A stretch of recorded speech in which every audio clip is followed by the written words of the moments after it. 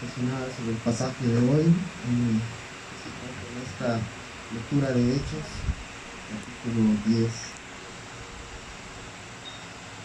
En realidad este pasaje abarca todo el capítulo 10, desde el 1 al 48, sobre este personaje Cornelio.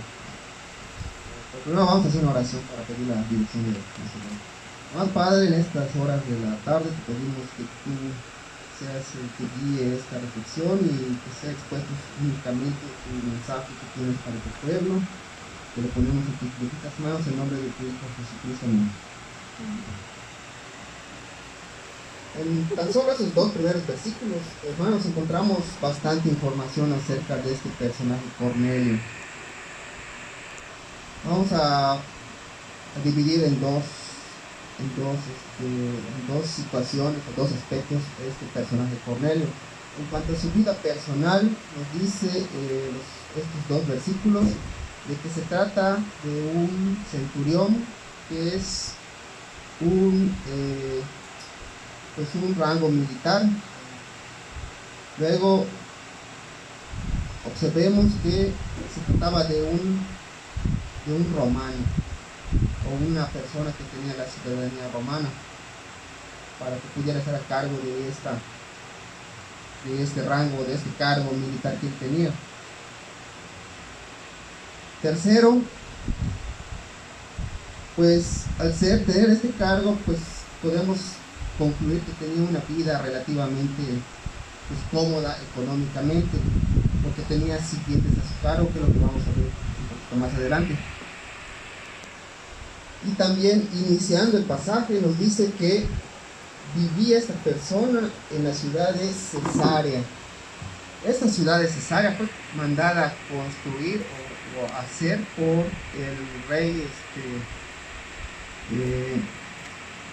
Herodes el Grande, el que originalmente aparece en la Biblia, que mandó a sacrificar a los niños en los tiempos de Jesús. Esta ciudad de Cesarea era una ciudad majestuosa, tenía unos edificios importantes, tenía un anfiteatro, tenía un coliseo, me parece, era un palacio. Ahí construyó igual un palacio este rey Herodes. Era una ciudad importante. Y también mandó a construir un puerto en esta ciudad de Cesarea. ¿Qué quiere decir? Que había una importante actividad comercial y económica en esta ciudad de Cesarea, ¿no? ¿Y por qué se llama Cesarea? Porque este Herodes la hizo llamar así Cesarea en honor al emperador romano, que era César Augusto. Entonces, la mandó a construir por cuestiones políticas, ¿no? Le puso el nombre de su emperador. Entonces, era una ciudad importante esta ciudad de Cesarea, y ahí vivía este centurión Cornelio, ¿no?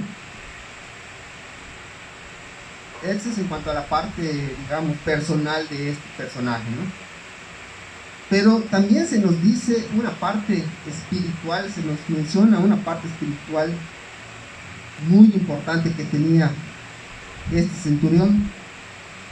Decía en el versículo 2 que él junto con su familia eran devotos y temerosos de Dios. Además, dice, realizaba muchas obras de beneficencia hacia el pueblo judío. Y no solo eso, sino que también, dice, practicaba la oración constantemente. Este personaje, siendo de otra nación fuera de la judía, nos vemos que presenta unos frutos espirituales importantes. No se nos dice qué es lo que oraba esta persona, ni cómo oraba, ni qué pedía, ¿no?, en su oración. Sin embargo, a través de su vida espiritual, vemos que recibe la respuesta por parte de Dios a través de este ángel.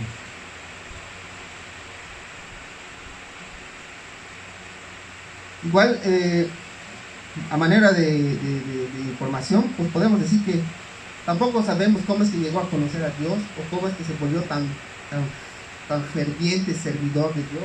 No se nos aclara esa situación.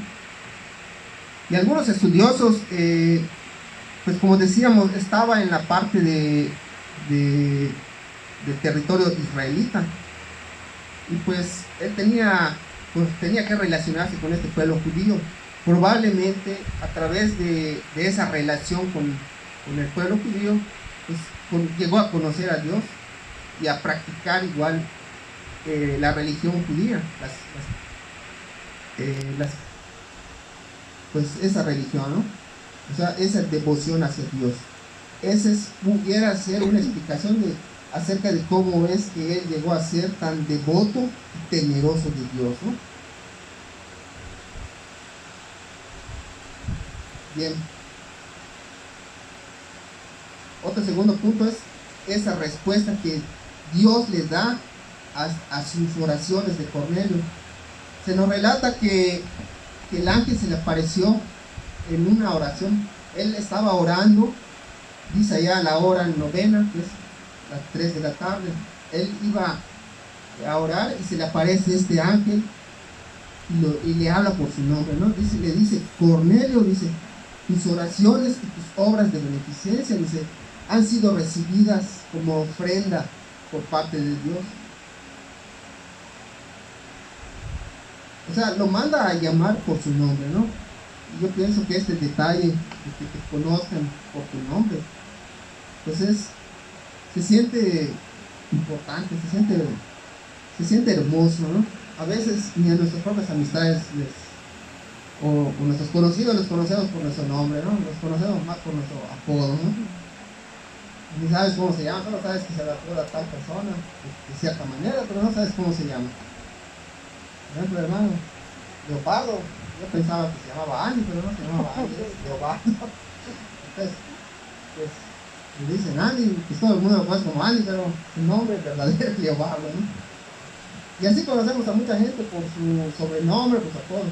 Pero en este caso, el ángel lo habla por su nombre, le dice, Cornelio, tus oraciones y tus ofrendas hacia el pueblo, tus obras de beneficencia hacia el pueblo de Dios han sido recibidas como ofrenda. Y le da esta instrucción de enviar a sus hombres a Jope para mandar a llamar a Pedro y para hacerlo venir hasta él, ¿no? Cuando se va el ángel, él de inmediato manda a llamar a 2 de sus sirvientes y a un soldado, dice, que estaba constantemente a su servicio, que también era temeroso de Dios, ¿no? O sea, no a cualquier persona le encarga este mandato que recibió por parte del ángel, sino que habló a personas de su confianza para llevar a cabo esta tarea, ¿no? Eso se nos relata del versículo 3 al 7, ¿no? Y pues los envía y van en busca de Pedro a esa ciudad de Jope.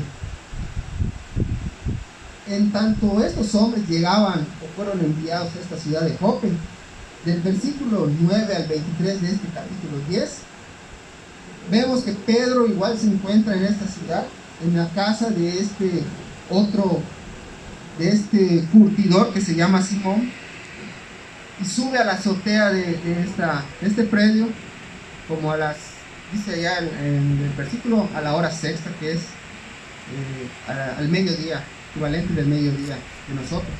Recordemos que el horario judío, las horas empezaban a partir de las 6 de la mañana, es hora primera, y la hora sexta se equivale a nuestra hora del mediodía de nosotros, las 12 del día. Y subió Pedro a orar a esa hora, sintió hambre y mientras le preparaban algo de comer, él allá en la azotea, se encontraba dispuesto a orar.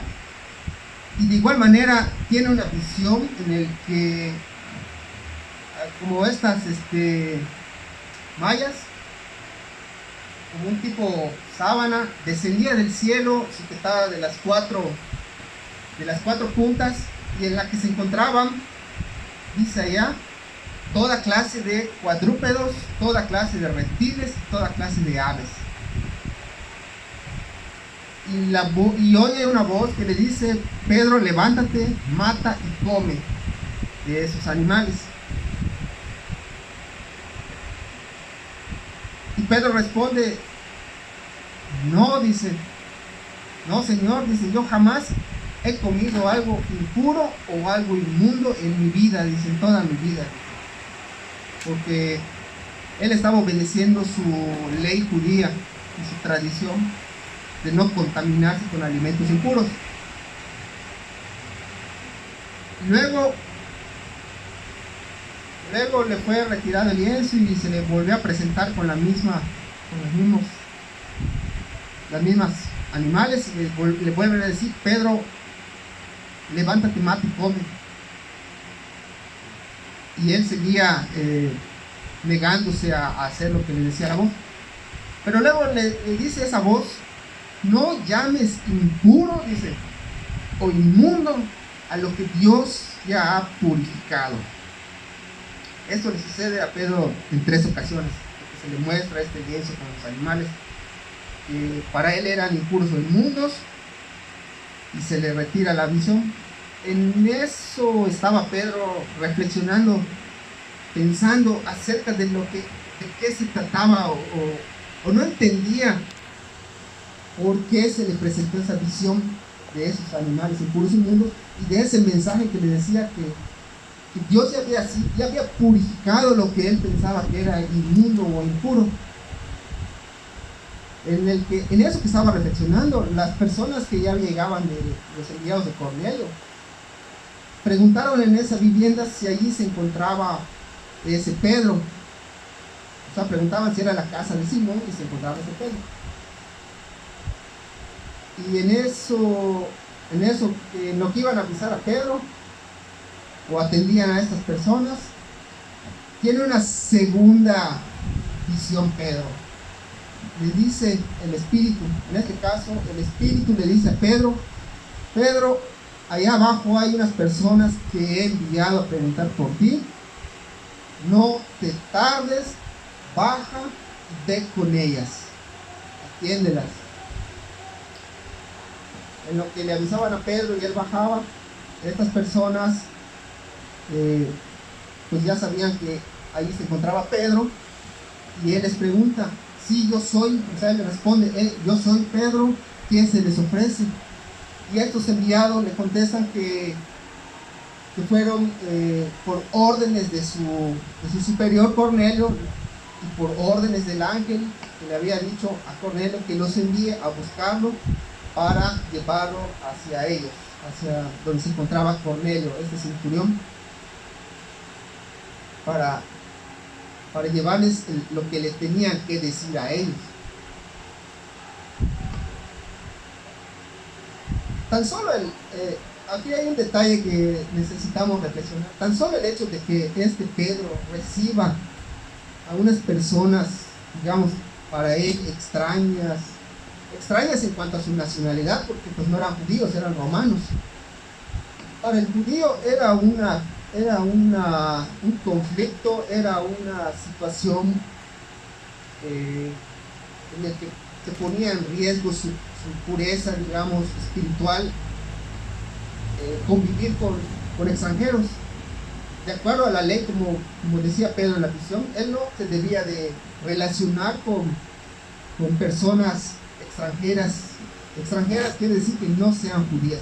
Para los judíos, un extranjero era toda persona que no sea judía, era una persona extranjera, o como ellos le llamaban, gentil. ¿Qué significa que sea gentil? Que no era digno, o no era una persona purificada o aprobada por Dios para tener contacto con ella, o relacionarse, o atenderla. Pero en este caso, Pedro, haciendo un lado esos prejuicios, o esa religiosidad, o ese legalismo realmente con lo que los judíos se conducían, recibe a estas personas extranjeras y los hospeda pues junto con él, allá en esa vivienda. Y al día siguiente, pues ya los acompaña hacia a la ciudad de Cesarea, donde se encontraba Cornelio. Entonces vemos que ahí ya Pedro ya empezaba a cambiar de actitud hacia otras personas que no fueran creyentes en este caso, ¿no? Los judíos en ese entonces y hasta la actualidad evitan relacionarse con personas que no sean judías o mezclarse con personas que no sean judías. Si se dan cuenta, es un legalismo esto que por parte de ellos, porque cuando Dios les mandaba no mezclarse con otros pueblos, ¿qué hacían los judíos? Cuando entraron a la tierra prometida, se mezclaron con todos los pueblos que vivían allá, cuando tenían el mandato de no hacerlo. Y ahora que en las épocas de Jesús, pues resulta que siempre no se mezclaban con los extranjeros, ¿no? Entonces, es el legalismo que tenían los judíos, pues no aplicaba no aplica para el nuevo pacto de Dios a través de su Hijo Jesucristo, ¿no? Pero veamos qué siguió en este pasaje. Ahora también una parte, digamos, pues la parte importante de este pasaje. Del versículo 23b al 48, como les comentaba, Pedro acompañó a estos enviados de Cornelio de regreso hacia la ciudad de Cesarea. En el momento en que llegaron y se presentaron ante Cornelio, de una manera humilde se postró para recibir a Pedro, y él de inmediato le pidió que por favor se levantara, porque él era al igual que él, es un hombre, era igual a él, o sea, no era digno él de recibir ningún tipo de adoración, ni ningún tipo de, en este caso, de honra que le estaba brindando este personaje. Cornelio, que recordemos, era una autoridad militar. Por eso hago este hincapié de que de manera humilde se postró para recibir a Pedro, que no debió de hacer. Y Pedro, sabiéndolo, pues le dijo que no lo haga. Y Pedro, pues después de decirle que no tenía que postrarse, les explica a este Cornelio, que ya estaba reunido junto con toda su familia y sus amigos, dice allá, más íntimos, sus amigos cercanos. Le explica que lo mandó llamar por instrucciones de ese ángel que se le apareció, y que esperaban recibir lo que tenía que decir. ¿Qué es lo que tenía que compartirles Pedro a estas personas? Pues primero les aclara que para un judío era,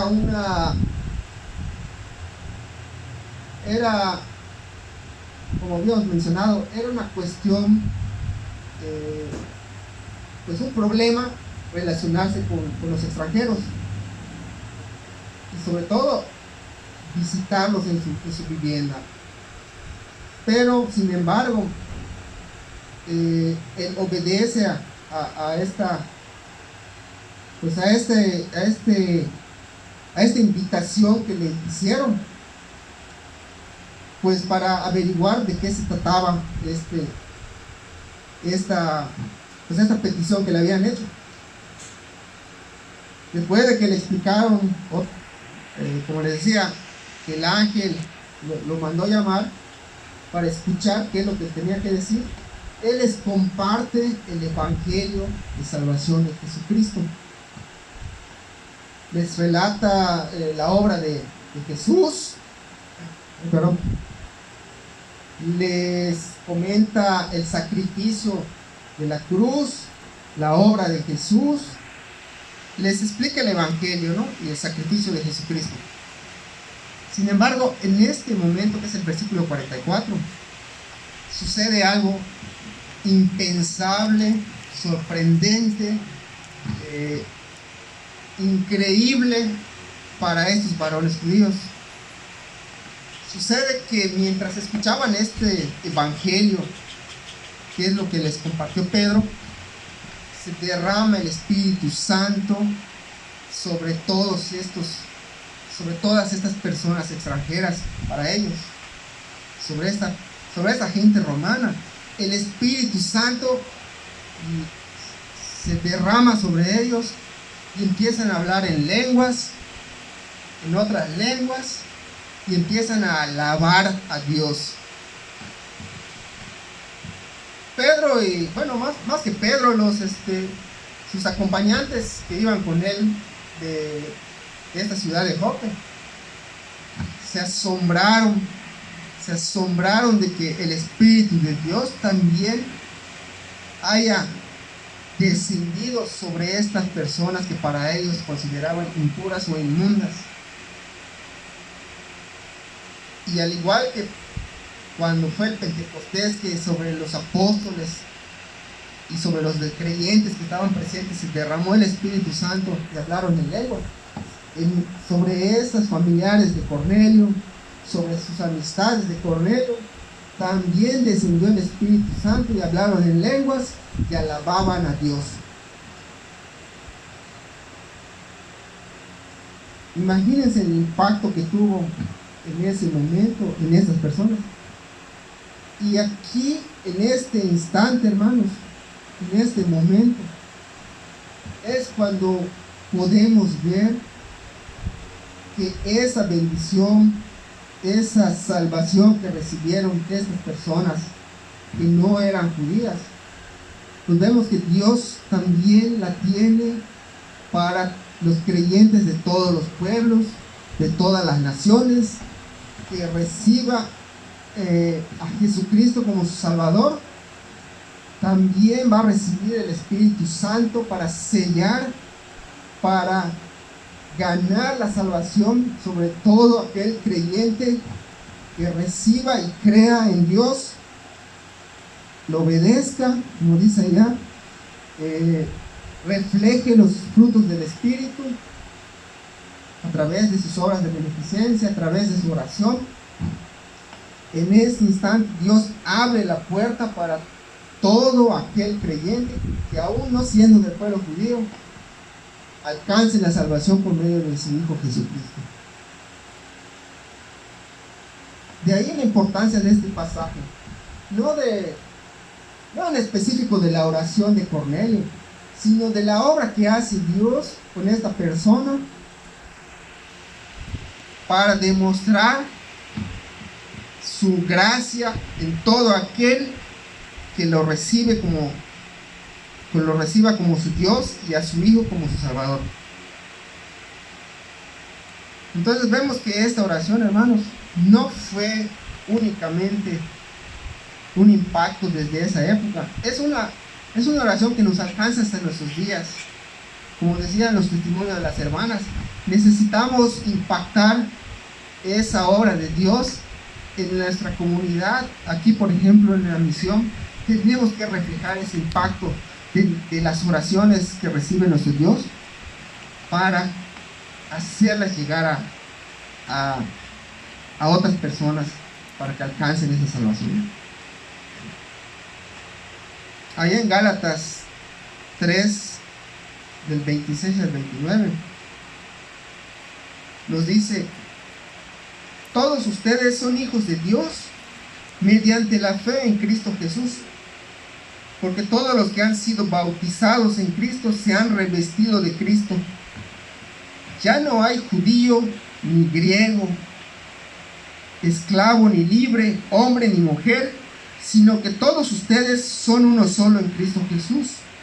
Y si ustedes pertenecen a Cristo, son la descendencia de Abraham y herederos según la promesa. Con esto que relatamos, Pedro ya entiende la visión a la que pues, tuvo, ¿no? De que cualquiera que sea creyente de cualquier nación, pues ya no puedes, no, Dios lo puede sacar del pecado, Dios nos puede rescatar de esa perdición. Y no podemos hacer, como dice Pedro, acepción de personas. O sea, no podemos decir, porque tú, por tu condición económica, por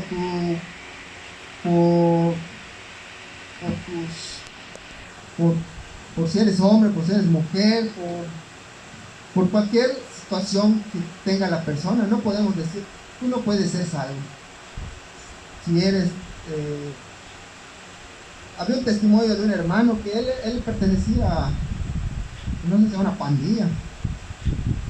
Era un hermano que estaba tatuado, ¿no? Y ya no se puede quitar los tatuajes, ¿no? Y nadie le había predicado el evangelio. Por obra y gracia de Dios,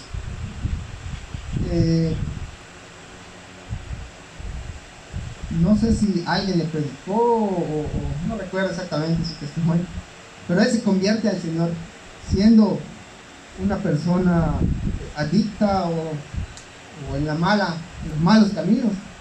Él es rescatado por Dios y se convierte a Cristo, y es el testimonio que él nos da.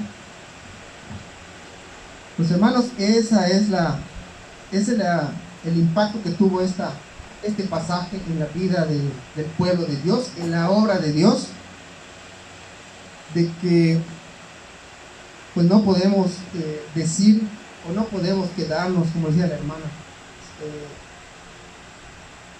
no podemos quedarnos solo entre nosotros, que nosotros somos salvos y ya, ¿no?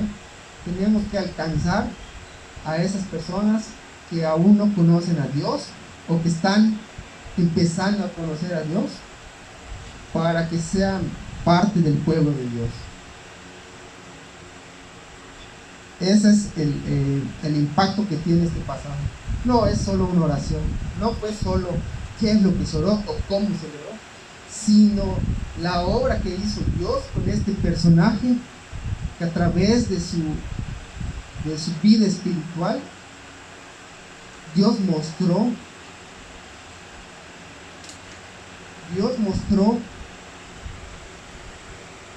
que la salvación ya no es exclusiva de un pueblo, ya no es exclusiva de nadie, sino de que en él derrame su gracia a través de su Espíritu Santo. Hermano, pues que Dios bendiga su palabra y que nos pueda avivar ese ánimo, inflamar nuestros corazones y nuestros espíritus con esa misma reverencia que tenía Cornelio para buscarlo y para compartir su obra. Dios bendiga su palabra, hermanos. Amén.